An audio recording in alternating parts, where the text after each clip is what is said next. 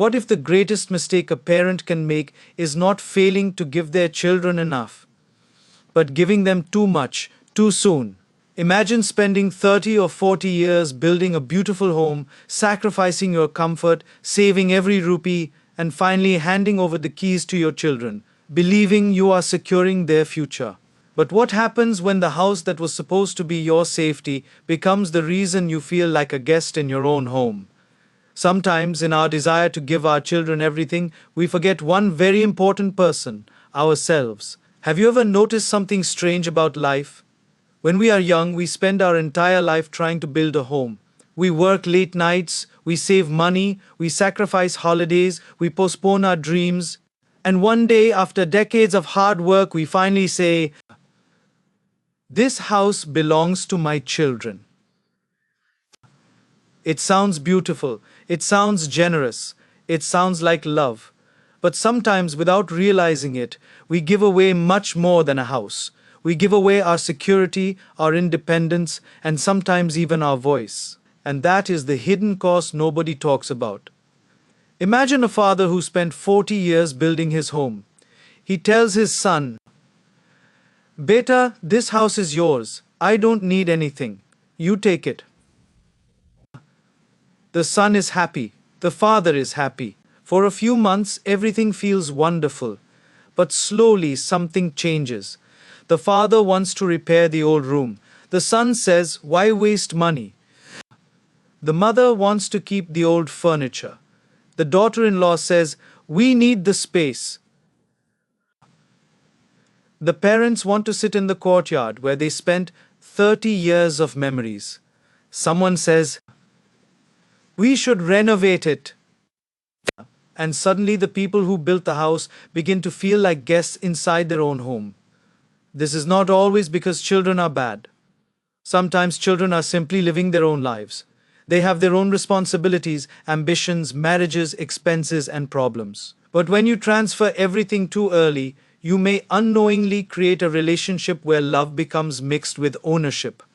And ownership changes expectations. Before giving the house, the child may think, "My parents have given me so much."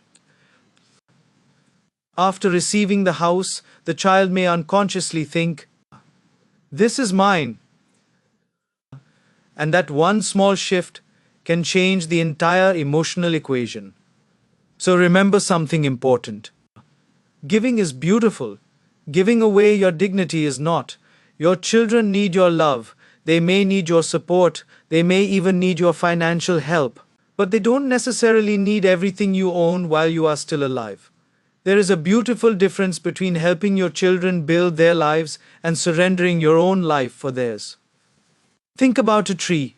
A tree gives fruit. It gives shade. It gives oxygen. But does the tree cut its own roots and give them to the fruit? No. Because the tree understands something that humans sometimes forget. If the roots disappear, the tree cannot continue giving. Your retirement years are not an apology for getting old. They are not a waiting room before death. They are a chapter of your life. And you deserve to live that chapter with peace. You deserve a little financial independence. You deserve a home where you can make decisions. You deserve to spend some money without asking anyone for permission. You deserve to help your children without becoming completely dependent on them. And most importantly, you deserve to age without fear. Because when parents give away everything too early, a dangerous thought can enter their mind. What if my children don't take care of me? That fear can slowly destroy their peace. And here is the painful truth. A gift should create gratitude, not dependency. If your children love you, they will love you whether the house is in your name or theirs. And if someone only respects you because they expect an inheritance, then transferring the property early will not create genuine love. It may only expose the relationship you already had. So what should parents do? First, don't make major financial decisions purely out of emotion. Love your children, but think about your future too. Second, keep enough resources for your own retirement and unexpected expenses, because old age doesn't always arrive with a warning. Medical bills don't ask whether you have already given your house away. Third, Talk openly with your children. Tell them, I want to support you, but I also need security for the rest of my life. There is nothing selfish about saying that. Fourth, teach your children responsibility instead of entitlement. If we give our children everything, we may accidentally teach them that everything comes easily. Sometimes the greatest gift we can give our children is not property, it is the confidence to build something of their own. And finally, understand this: your house is not just an asset. For you, it may represent 40 years of memories. The first salary, your children's childhood, your spouse's sacrifices, the celebrations, the arguments, the tears, the laughter, the empty rooms after your children left. So don't treat your life's work like a transaction you must complete before you are allowed to enjoy it. You built that house. Now allow that house to give something back to you: peace, security, dignity, comfort, and memories. There is nothing wrong with leaving something for your children. But there is something deeply important about not abandoning yourself while preparing a future for them. Because parenting does not end when children become adults. But neither should adulthood end when you become a parent. Your children have their journey, you have yours. Walk beside them, support them, bless them, love them. But don't disappear from your own life just because you love them. Because perhaps the greatest inheritance you can leave your children is not a house. It is the example of a parent who loved deeply, gave generously, but also knew the value of their own life. So before you hand over the keys, ask yourself one simple question: am I giving this from abundance?